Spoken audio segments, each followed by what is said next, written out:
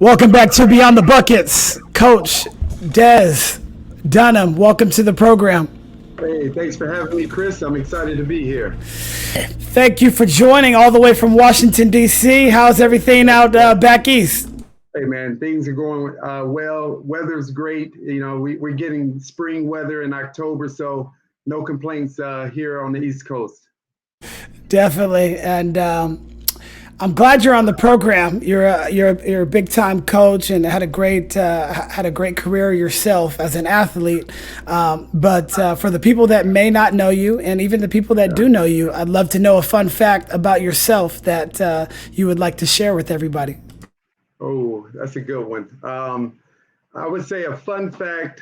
I could be a teddy bear. You know, I may be a little burly but you know, I'm a teddy bear, sensitive type person, and that's just a friendly, fun fact.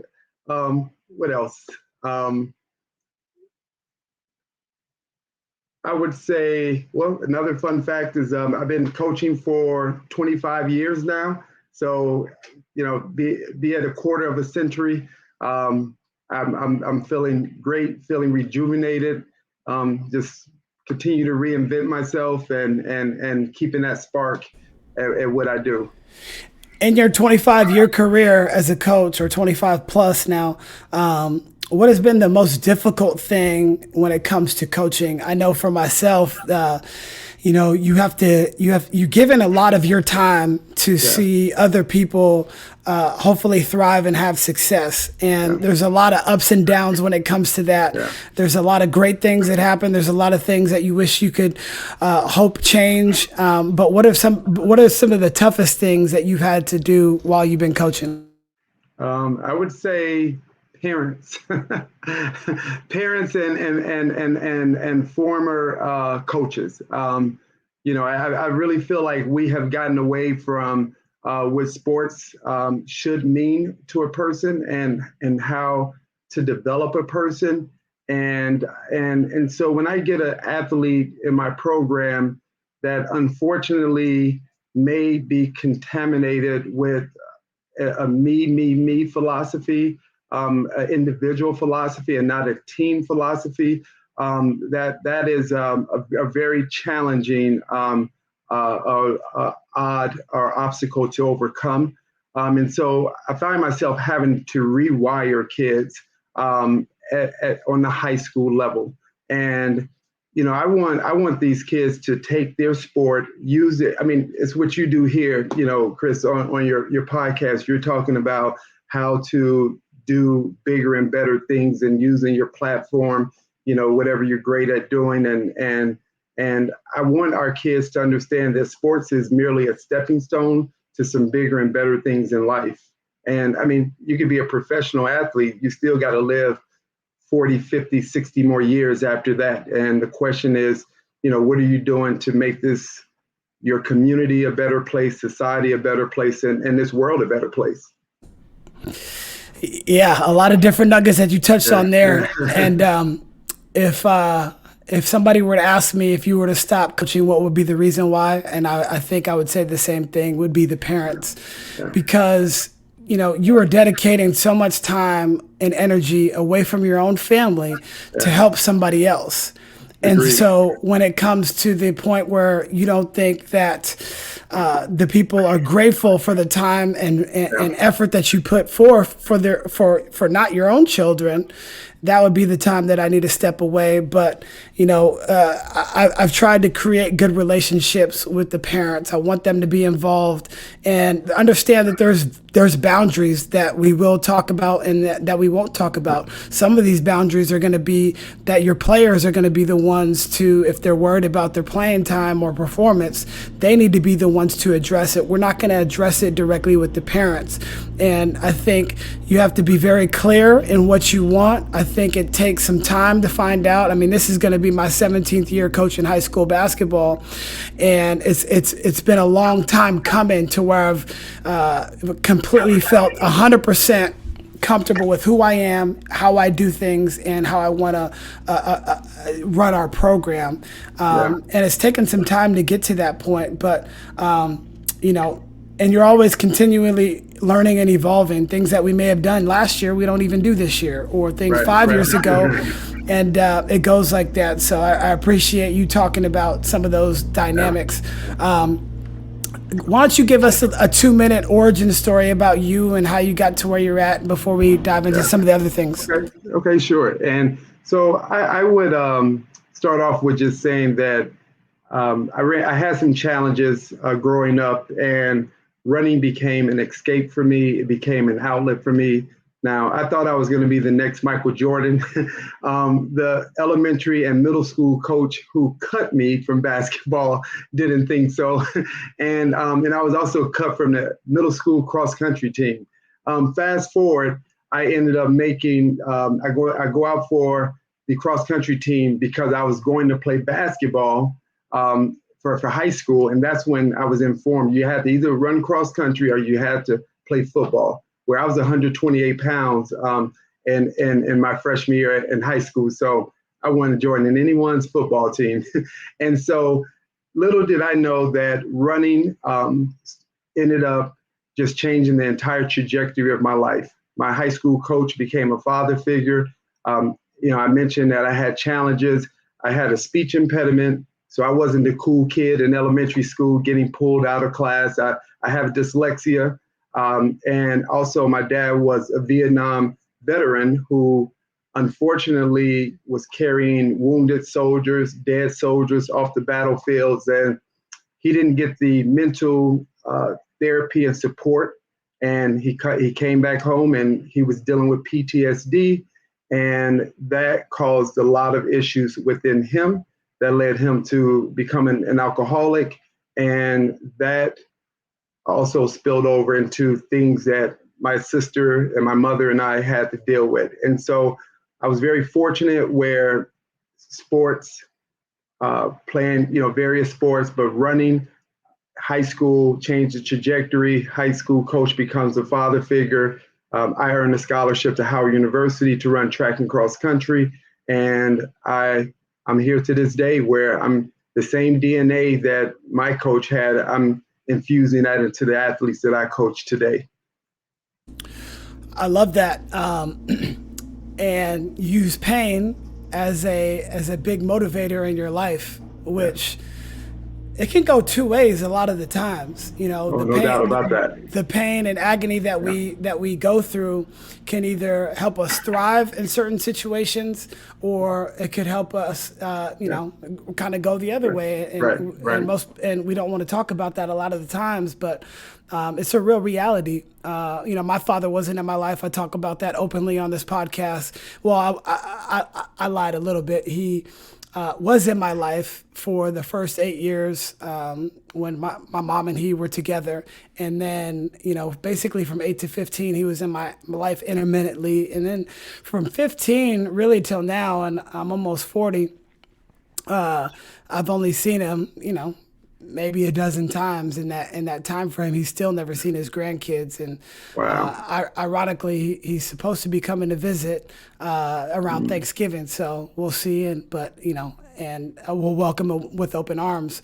But a lot of that, not having him around, has fueled me to always want to be successful and give my all in certain things. So. Would you say the same thing for you? Yeah, I mean, first and foremost, I just hats off to you that you still keep your door open, your heart open, and I mean that's super important. That we, as you said, two things can happen with pain, where I choose to harness that and put it into good, flip that energy into something good, and for you to keep your door open, kudos to you.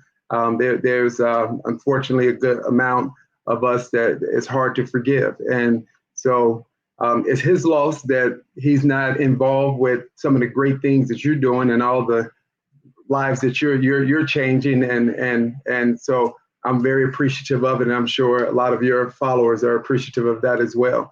And so, yeah, I would say that I've done some similar things that you have done where you're a relationship oriented person, and that's obvious. And we have learned to flip that lack of relationship into overcompensating to build additional relationships and to give other people the opportunity to have someone that they can depend on, someone that they can look up to, someone that they can trust. And I didn't know what that dynamic was initially, but I knew that I just got this great feeling from, just impacting the lives of others and shaping and molding.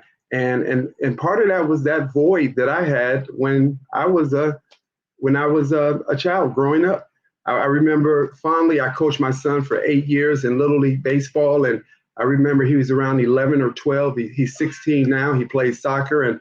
And one of the things that it might have been our 10,000 ball that we've thrown together.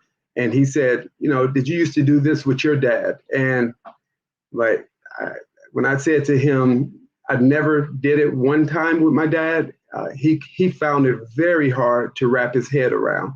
But all we can do is continue to, seek therapy for ourselves, and then also build healthy relationships and help to fill the void other ways, so that we can give someone else that feeling of knowing what it feels like to depend on someone.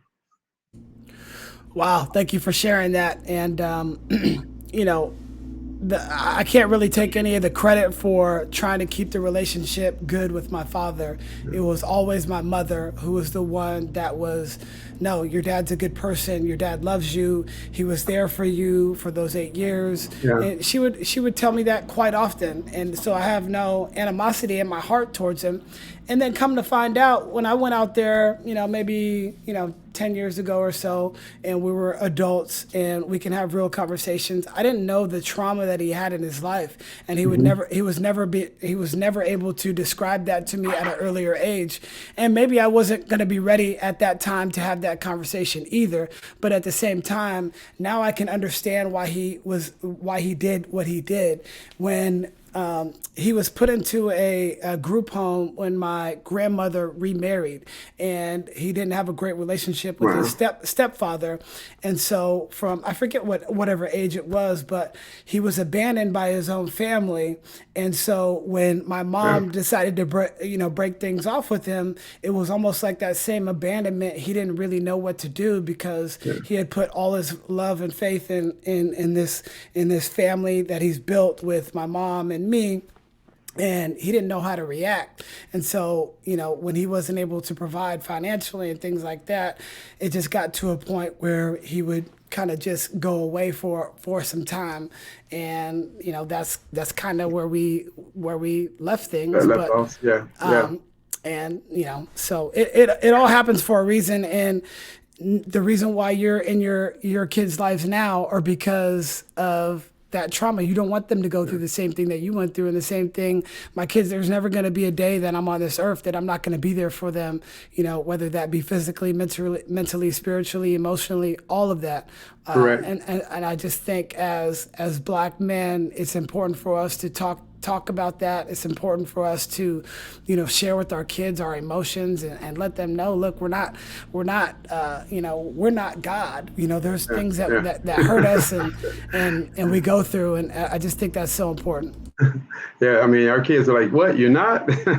And the older they get, the more they see and experience. But, it's as part of the impetus of me writing the book, Running Against the Odds, where I'm super vulnerable, to give other people permission to be vulnerable, to remind them of stories that they could relate to, so that they don't feel like they're alone going through things. And I'm sure you and I can both say that it's been a lot of lonely times as a result of not having our dads in our lives. And we find sometimes unhealthy ways to fill that void. And we got to be careful that we don't allow that disconnect with our dads to seep into our relationships, and those are things that over time I realized that I was sweeping things underneath the rug. And even writing this book, Running Against the Odds, it kicked up a lot of dust for me. And a lot of folks who were close to me didn't know some of the things that were happening behind closed doors when I was a child.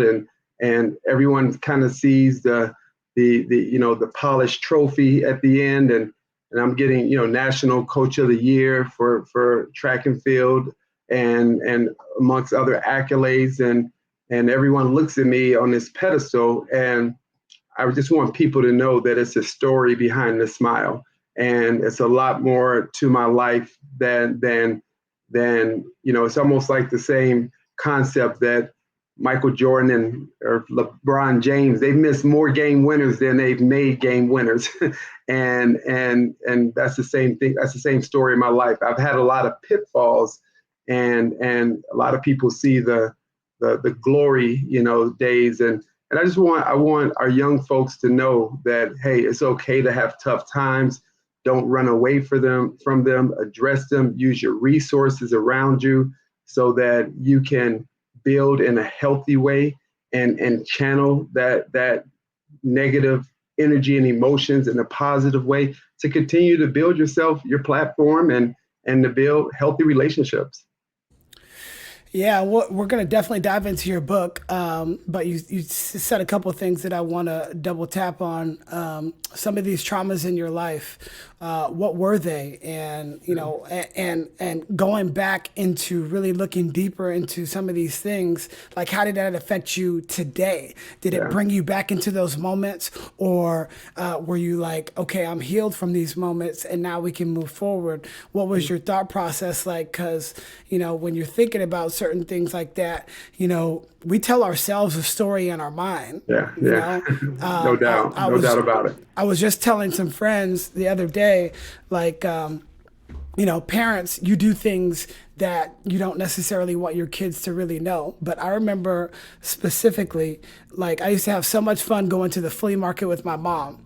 We would go early, we would pack the car with all this stuff, and she would sit there and she would be selling items all day while I would go play with all these kids that were around. And at the end of the day, I would kind of pick out something that I want, and the money that she earned, she would help me buy something. And I didn't know that she was just working so we can eat.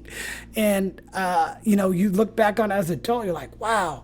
And it just makes your mind, it just makes your mind go into different places. So I'm interested to see your perspective on some of Yeah, these traumas yeah, that you had yeah, growing up and how they affected you then and how they affected yeah. you now. Yeah. So, I mean, I already shared before about the speech impediment and dyslexia, and dealing with those challenges. And then my dad being an alcoholic, he was abusive to my sister, I mean, my mother. And then, some things that my sister and I witnessed that, I mean, we were too young to witness in terms of that abuse. And there's been, some things that I share in the book that uncover some of those situations that we used to put up with, as young kids. I mean, I also grew up in Gary, Indiana. So during the time I grew up, it was the homicide capital of the U.S. So we had a lot happening around us. I mean, I wasn't embedded into those trenches, but it was all around us, and we had the highest homicide rate per capita. And so it was easily to be distracted. It was easy to really to hop in the gang, and to just try to figure your way out on the streets. And again, I'm so thankful that I didn't have time for that, because I had a old school hard knocks, track and cross country coach who, he grew up with his parents, his mom being a sharecropper in Mississippi, and he had to pave his way. He lost his mother at an early age, so there was a no nonsense, zero tolerance type of program, and he taught me how to work hard, how to set goals, how to go after those goals. Because he says, he would always say, there's a ton of people who has goals, but a goal without a plan, a daily plan, is only a wish. And so I learned those things early, and I was a little knucklehead at times, and when I first got to high school, but he kept raising the bar, and so he really just kept me on the course that I needed to be on, that ended up propelling me to an illustrious school such as Howard. And I can't say that I intentionally picked Howard, but Howard picked me, and I'm just glad that I ended up there. But yeah, ton of distractions, and there was just a lot of trauma that was related to that. And I knew that I was dealing with some things. And when I wrote the book, it really, like I said, it really uncovered that I had not fully healed from some of those things.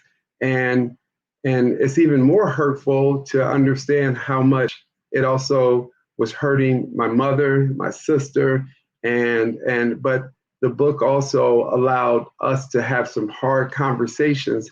And I think that's the one thing that we end up avoiding are some of those hard conversations that are necessary to move past, some of those, traumatic experiences or some of those hard moments. I mean, you've been married for a while, so you you get it. Sometimes, you got to have a hard conversation with, your significant other, and sometimes you avoid it, and you avoid it only for it to come back, 2 weeks, 2 months later. And that's the other thing, as you said, as Black men, we were taught, be tough, suck it up, figure it out. And, we're in a new day and time where that those types of things are not healthy in the long run. And that's why one reason we're dying at an earlier age than everyone, because of that. We harness all of that stress and we keep it inside. And there's a lot of resources out here now. And even just us having real conversations with one another, identifying with one another. And that was the best thing that ever happened to me, was going to Howard, finding other brothers who were sharp guys that were dealing with a lot of the same things I was dealing with. And that's when I really learned. I mean, that was my therapy, where we're in the hallways having late night discussions about all the things that we go through on a daily basis, being a Black male, on top of inheriting this perpetual cycle that 300 plus years of slavery have really, caused us to continue to have some of this trauma to seep into our everyday lives. And we're just trying to figure it out and trying to make life better for our next generations and even our very own kids. Wow, there's definitely a lot that I want to touch on. The real authentic conversations are, like you said, our culture hasn't always, taken those head on. And, during the pandemic, it allowed us to have conversations as a family. My wife is white, and her parents are white. And so, when the whole social injustice was starting, I put out a podcast on what it means to be Black. I did it with one of my fellow coaching brothers, and we just talked for an hour, kind of like we're doing now. And they were amazed by some of the things that we would say, because we never put it out there in that way. We're never going to say it's because we're Black, we don't get this or whatever. But that was the first time that they heard me talk about things like that. And so, to my father-in-law's credit, he said, Chris, we need to have some real conversations. And so that, like a week after the George Floyd thing, we had a real great conversation. And her stepmom was a little nervous about how it might go, but with the open heart and the open mind, you can really accomplish great things. And we've never been closer since we've had those conversations. And now it has allowed me, just like I would have never done this podcast if Kobe didn't die. He died, and he's a little bit older than me. As I approach my 40s, why are we holding on to anything that we can possibly help somebody else with, or really help ourselves? This whole podcast has been selfish. I'm getting the best of Coach Des right now, and because of the energy that you pour out and the things that you've done, it inspires me to continue to go and want to be better myself. And that's really what coaching is changing behavior. And if we can change our own behaviors, and also the people around us that we love and we care about, and that's really what it's all about. It's we don't have an infinite amount of time here on this earth. So Yeah. every opportunity that we have, we got to make sure that we're maximizing, and being vulnerable, to your earlier points, is something that we need to do, because we can't walk around with all of this on our backs for so long. And the slave mentality is a real thing. My grandmother, who's 92 years old, she still lives on her own, has her own faculties. I get so much information from her because she's been around, Yeah. for multiple, She's been through a lot. Yeah. for multiple Yeah. generations. Yeah. Yeah. She grew up in Detroit and St. Louis. She's seen so many things. I would be a fool not to get as much information from her as I Yeah. can. So, really, really great points. But I want to talk about your HBCU experience. Yeah. Yeah. One of our best players, she decided to commit to an HBCU, Morgan State, not too far from where you're at. And there's been a shift recently to where HBCUs are attracting better students, better athletes, better coaches. Deion Sanders is now in a HBCU at Jackson State. So you've seen this thing change. Talk about how it was when you were there. And I love the fact that you mentioned some of these great conversations that you guys would have. And I'm sure mostly everybody in that circle is now some sort of success. And talk about how things are now being played out with the HBCUs. It's not such a taboo thing to where a top athlete won't go there anymore. Right. So Right. yeah, I'm interested to hear your take. Yeah.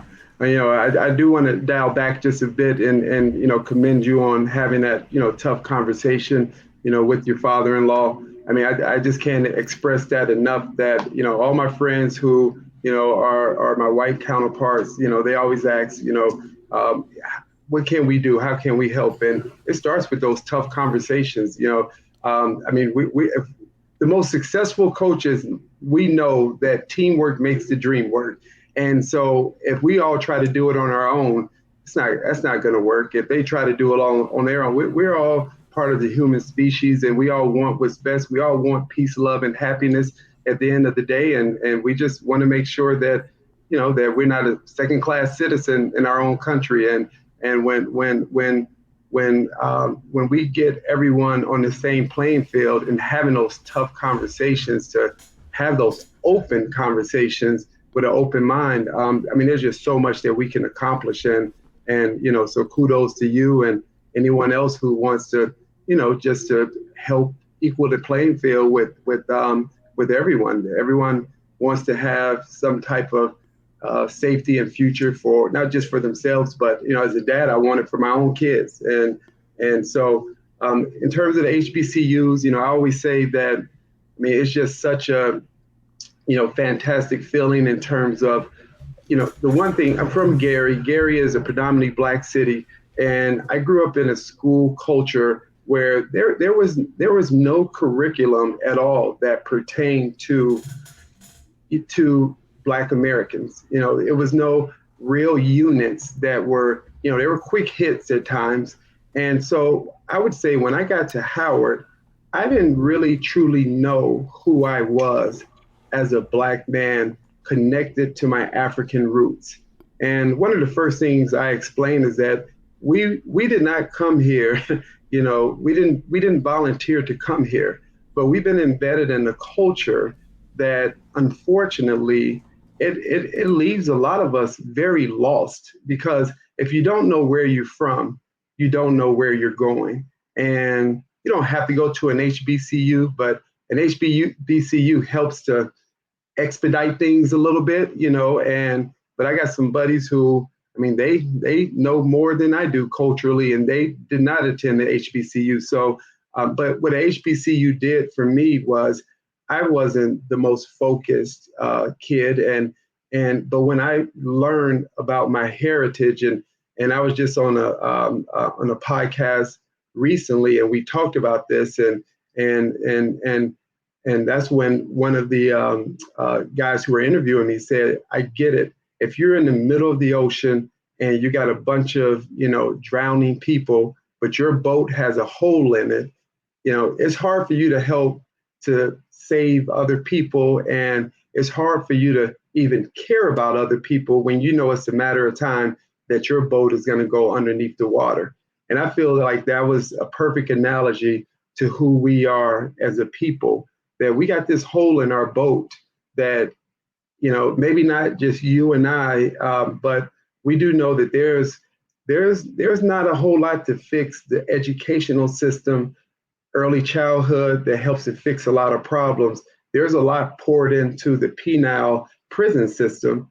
And to be honest, if there was more money put into the early education, we wouldn't even have half the problems that we have on the prison side. And so, right now, third grade test scores will determine the number of prison cots that are made, because if you're a year behind in third grade, unfortunately, if your reading scores are a year behind in third grade, you now just gave yourself a 50% more of a chance to drop out of school. And we know that when you drop out, your options become limited, and a hopeless person in this world is no good to anyone. And that's when you see crimes go up and other things, associated with it.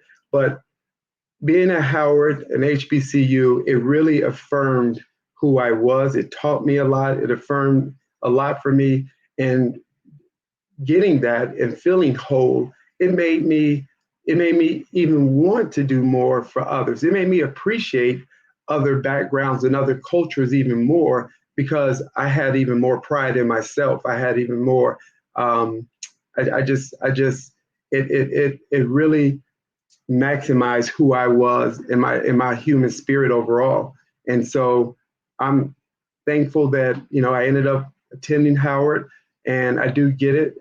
Some of us need to be at HBCU. Some of us will do well no matter where we go and fight the good fight, and also change lives and equal the playing field. Yeah, you just mentioned it. Equal the playing field is a big one. In that podcast that I did about being black in America, I talked about the basketball reference. We already started the game and we were down 20. And some of us, like you mentioned that hole, and I'll give you credit the first time, but I'm going to steal that from you, Des. No. Hey, this is your show. You got it. But being at a deficit already, and most people don't even realize that you're at a deficit, but you are. As soon as you walk into a room, you are profiled. You have no clue what our education is. You have no clue. I could be wearing this hoodie, but I got a master's degree, and people, people are going to judge you, and that's fine. We've come to deal with it, and we've been able to thrive regardless of that. But being cognizant of that has made it easier for me to try to help people like you mentioned that may not have had the same, the same privileges as I've had. And, I've had a lot of privileges growing up here in the Bay Area, in the San Francisco Bay Area, where you literally see everything, Right. And at the time the high school that I was going to had 40% black people, but it also had a bunch of white people, also had a bunch of Mexicans or I'll say Hispanic and Asian Americans, all of that. There were so many. We were in a bubble, and my mom used to tell me, don't get confused. This is different than the rest of the world. And I had to find that out when I got to college, and I went to an all-white community. Even though our team was mostly minorities, I was in a brand new community where they knew we played sports. That was it. But Right. you just have to go through it, and just trying to help people that may not have had the similar opportunities as you is really important. And trying to do that, like you mentioned, that your ship may be sinking at some point. It's hard for you to jump out and try to help somebody else, say, come on with me. Right. And I think that's why it's good when you establish yourself like you've started to give back into your community and run these community programs for kids, because for a lot of us, sports is the only thing that has ignited us, and sports has made me the person I am today. We talked about it earlier, but the parents don't want their kids to go through hard things. They want them to be successful. Well, I want my kids to fail, and I want them to fail I want them to fail early so they understand how to adapt and cope with the pressures of failure. I don't want it to be the first time, like back on the East Coast, Ben Simmons is going through his thing Right. because he's not really happy with the team or whatever. His performance Yeah. has been down, and there may be some mental health stuff too. I don't know, but I Right. do know that this kid was the number one kid in the entire recruiting class when he was coming out of high school. He was the number one recruit. He was the number one pick. And the first time, and he was rookie of the year. And then all of these things, he's success, success, success, success, until it comes time for him to prove himself in the playoffs. And he fell short. The first time he fell short, or the second Yeah. time he fell short, well, now his confidence is probably all over the place because so many people have told him he's been great his whole life. How many times has that kid actually failed? He Right. probably hasn't failed a whole lot. And is it because of him or the system that you say, we want these kids to have so much success? Well, I want my kids to fail early and get those failures understood where I can still thrive. And I think you mentioned it earlier. You don't have to win it all. You just got to win more than you lose. Yeah. And if you do that, if you win more than you lose, you're probably doing pretty well because most Yeah. people can't even if you're 50-50 in life, you're probably doing okay. Yeah. So or, that or, would or at least win the ones that count the most. that part. Oh yeah, you talked about If it culminates in, a bigger, and I always say this as a coach, look, lose the battles, but go after, win the war, whatever your war is. And the war could have been your girl going to Morgan State to get a fine education and to have a healthy basketball experience. It might not have been that one championship game. And I mean, we live in this world where everything is just has to be so nearsighted. It's a shame. And I always say, are you playing checkers? Or are you playing chess? Because I want my athletes to win at life. My true success is determined after they leave my program 5, 10, 15 years. Did I plant some seeds in them where they're still talking about the life lessons that they got from my program? If they don't talk about life lessons from my program, I don't care how many championships we've won, that I failed them as a coach. I want to be with them when they get married. I want to be with them when they get a divorce. I want to be with, God forbid that that's the case, but I want to be with them at their funerals. And so it's just a bigger picture. And and don't get me wrong, I'm super competitive. I love to win, but I just don't put that first. I think winning is a byproduct of doing everything else the right way. And once you build that culture, it's hard to stop. It's kind of that Popovich type of philosophy. You want the right people on the bus and you want to do it the right way. And, we're going to enjoy coaching them more, and they're going to get way more out of it even after they leave us.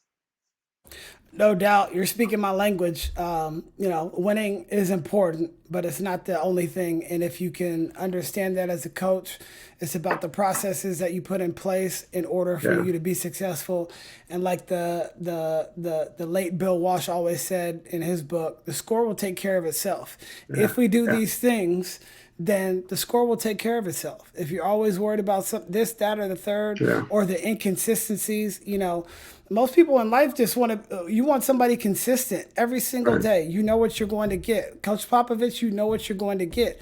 Some of these players, like a Ben Simmons, inconsistent. Okay, you're here one day, then you're here. And our parents, our dads in particular, inconsistent. My mom was consistent. She was there every single day. I knew what I was going to get from her. Now, she didn't have great days every day, but the majority of the days she was on point. And it taught me. My mother was a grinder like yours. My mom, she worked 24 to 28-hour shifts just to make sure my sister and I had whatever we needed. And so that 100%. Yeah. And I was also going to say, sports have just taken this turn. I mean, especially in basketball, you now have a plethora of these AAU teams, and you got a lot of them in DC too. You got a ton of them in DC, and I'm like, man, I didn't even know they had D&E teams. They whatever, and now basketball players have these handlers, and these are people that are set up around our young kids, putting them on the pedestal And like you said, I mean, if they fall, there's so many people around them to help them to get up. And you said it best, fail early. You need to fail early, you need to fail hard, and you need to dust your own self off at times. Now if it affects a kid's health and safety, of course, you want to make sure that, he feels like he or she has the right resources. But I mean, what's going to build character and to build that kid is them learning how to fail and to fail hard and to figure things out on their own. And so all the helicopter parents and the handlers and all, even some of the agents and I mean, it is setting a lot of our brothers and sisters up for the long term where they're not going to be prepared for life, because unfortunately life is not going to be rolled out that way. Right. You've been a high performer your whole life, and you put yourself in situations to be successful over time. What are you continuing to do, like on a day-to-day basis, to continue to make sure that you're being better and better? Do you still work out to this day? Are you practicing mindful practices like meditation, yoga, whatever? What are some of the things that you're Yeah. doing to keep yourself young and healthy Yeah. and fit and all that? So the main thing that I do is run. So that's always been my outlet. I get the endorphins, I get the serotonin, I get all of those good hormones, and I mean I'm literally a different person after I get a run in. So I'll easily run about 30 to 40 miles a week. I shoot ball maybe once a week, and then I also so working out, lift weights a couple of times a week. Working out is just my sanctuary. I get my playlist going, depends on what type of mood I'm in. And, it might be from Drake to Jay-Z to Coldplay. I mean, I mix it up, depends on what type of mood I'm in. And so that's my outlet. That's the time that I give to myself. And that's where I actually do my best thinking. And I always, just like you've pivoted and you started your podcast, you always got to find ways to challenge yourself. You got to find ways to reinvent yourself. And as soon as you feel like, all right, I'm coasting in life, you got to find something else to bring that spark. And it's a beautiful thing. It's a hard thing to do, but it's a beautiful thing to be a part of. And so even this book was something that I wanted to embark on this journey and putting myself in this author world. And it's been tough, but at the same time, it has been therapeutic for me, and it's also given me another spark. And so I love coaching. I love teaching. I'm an entrepreneur where I have a camp, Kids Elite Sports, where we service over 1,000 kids during the summer at 4 different sites. So embarked on that journey. And my first year we had 10 campers. I had hired 25 counselors. I'm like, okay, some not right here. But then fast forward 8 years later, I mean, we're one of the hottest camps in the DMV, just rated #1 by the Washington Parent Magazine. And so I always challenge people to continue to reinvent themselves. Running helps me to try to stay as young as possible. It gives me a great outlet, a great, I mean, even my wife at times will, I'll come in, I might be had a long day and be a little cranky, and she'll say, all right, you need to go out on a run, because she knows I come back as a different person. And then she's, all jokes, but it's some seriousness to it. But we all got to have our outlet. Life is going to be tough. We want it to be perfect. We want to feel safe. We don't want to go through, hard times, but that's not the reality. We are going to have times where we trip up, where we fall, and we're going to fall hard sometimes. And you got to have that outlet, whether it's basketball, sports, cooking, whatever it is, you got to find something out that gets you into the right mind frame and back to who you are as a person, because the world will change you if you allow it to. And you gotta have something that keeps sending you back to home base. And that way you can be the best version of yourself, because we're no good if we're not the best version of ourselves. We're not going to be the best dad. We're not going to be the best, coach, teacher, husband. It goes on and on. And so we want to be leaders. We want to enjoy life. And so we gotta have something that allows us to hit the reset button. And running is definitely my in basketball, but are my two that I love to go to. Well, you're speaking my language again. We have a gym in our house, and like every single day, my wife and I, we take time. I'll watch the kids, or she'll watch the kids, and we work out, and it makes us better people. Like, for us to be at our best, to be the best parents we can be, we need to make Yeah. sure that we take care of ourselves. It's the airplane, jargon when they say, put your mask on first, and if you have a child, make sure you put the mask on the child, and that's kind of what we do. And Yeah. Yeah. without that piece, if we don't take care of that, and on top of that, like doing hard things make everything else a lot easier. So Yeah. if you get a good run in, if we can get a hard workout in, or I'm really on the Peloton now. I really like doing that. If I Nice. can do that, and then I have, you're probably just like me, because we do the same things. I run camps, and we own a gym, and we have a club basketball program, but we have to put out fires constantly. So if we've already put out the hardest fire, like Right. getting a hard workout in, it makes everything else that we do so much easier. Yeah. And that's why I like working out in the mornings, particularly. Sometimes you can't always do that, but if you can get a good workout in the morning, it just sets up your day for the rest of it. Like, I didn't work out today, so I did a podcast right before this one, and now I got you, but I'm completely dialed into that.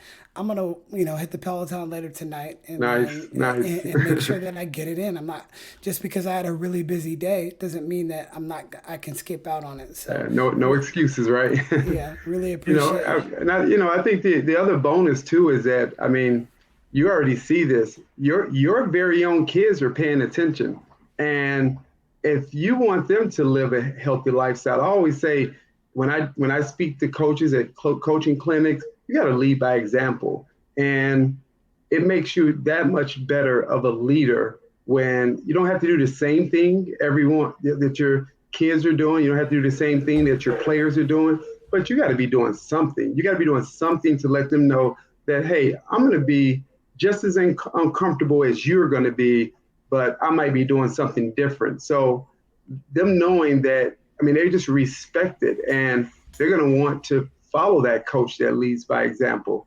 And so, hats off to you. And I love the tag team that you and your wife has. And I mean, it just pays so many dividends individually, as well as seeping over into, those that are those impressionable players and kids. Yeah, for sure. So back to your book. What can people expect if they pick it up? Because it's not out just yet, correct? It is out. It's out Oh, on it's out now. Amazon. Okay. Yeah, All yeah. right. It's a number one new release in two categories. So Hey. super excited about that. And it just tells my story about overcoming odds, and a lot of profound stories that resonated with a lot of my runners and students that they were able to identify with. And so I'm very vulnerable in it. It hits a pinnacle moment where, in front of 40,000 fans, I coach a team that's going up against the Jamaican schools, and they were dominant up until the point that we raced against them. And so it's a neck and neck race with 40,000 fans at the Penn Relays, which is the Super Bowl of high school track and field. And so I won't tell what happens at the end, but let's just say that you'll get your money's worth with the book. And did you do an audiobook version? So I'm currently working on an audiobook, a Spanish translation, and also the hardcover. So right now the ebook is out. It's a 99-cent promo up until October 31st. And then we also have the paperback that's out currently. And so it is also, I also wrote it with a select amount of SAT words. So I do hope that this book becomes required reading on the middle school, high school level, and for your English and language arts. And I also have a free downloadable teacher's guide that's located on my website as well. So far so good. I'm enjoying it a lot. I'm getting a lot of positive feedback and a lot of positive reviews on Amazon, and so it's been a lot of work. I thought it was going to be a 6 to 8 month task, and it was a year and a half of writing, up to like 3, 4, 5 in the morning, and felt like I had trained for a 5K, but got dumped into an ultra marathon or something. But you can relate to it, that once you're in it, you're going to figure out a way to get it done at the highest level. And so now I am seeing the fruits of my labor, and it's going extremely well.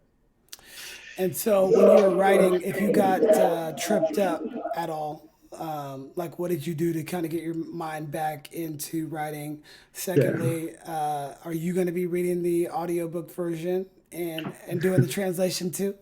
Not the translation, but I am. So it's funny you should ask that, but because I did want to get a couple of my buddies who have like this radio voice, and they're very animated and theatrical whenever they're talking, and but it kept coming back to me to say, hey, the best selling audiobooks are the authentic ones, when the actual author.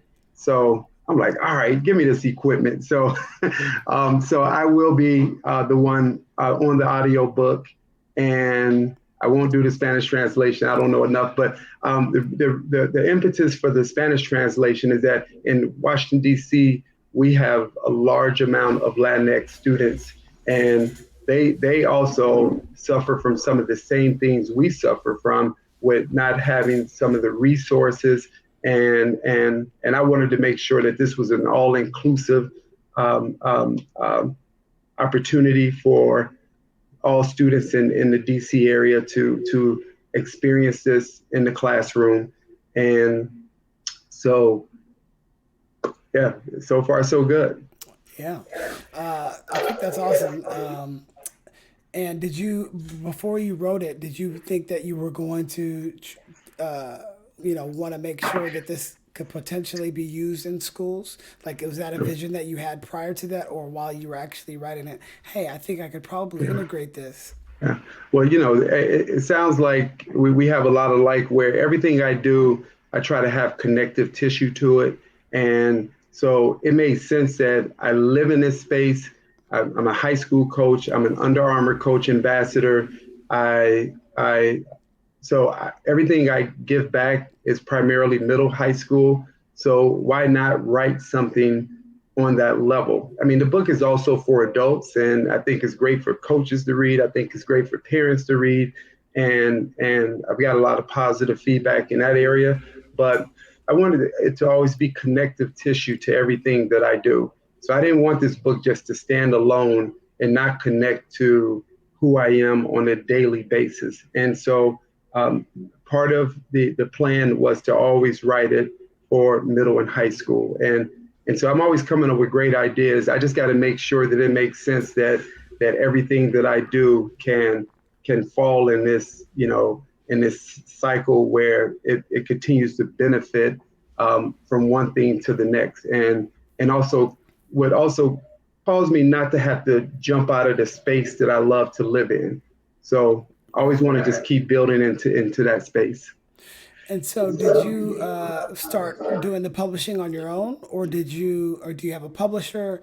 What was Yeah. that process like once you finished, and how you went about starting to promote it? Yeah, so I was in a special program called Book Creators. It's by a guy by the name of Eric Koster, who is a Georgetown professor. It initially started off for Georgetown students, and then they brought it to the community. And I started writing a book, and I had a neighbor who told me about the program, and it was a perfect fit. And so we did a hybrid publishing model. So you do pre-sales to pay for your editors, and once you get those copies from the pre-sold book from New Degree Press, who's the affiliate, then your commitment is satisfied, their commitment is satisfied, and then you own 100% of your rights. So it was a hybrid publishing model. So as of now, I own 100% of the rights, and I want to do some big things with it. So I'm kind of holding off. I will be having conversations with publishing companies, and the goal is that I get that pinnacle moment that I talk about in the book onto a big screen. I do think it has Disney, Netflix potential, and we made U.S. history.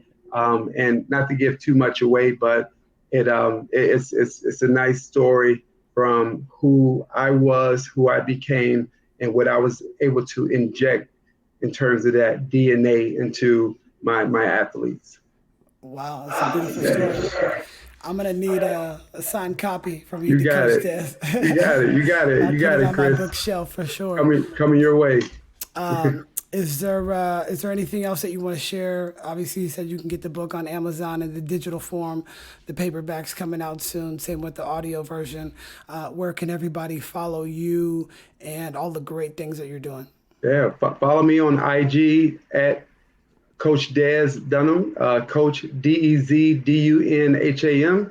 I also have a website, www.coachdesdunham.com. And if anyone's in the DC area during the summer, I invite you out to be a guest at Kids Elite Sports, and you can find out more information. I mean, your kid will have an amazing time. It's all about diversification versus specialization between the ages of 4 and 12, where we do a lot of character building, and that's at www.kidselitesports.com. And the elite is an acronym for effort, leadership, integrity, teamwork, and excellence.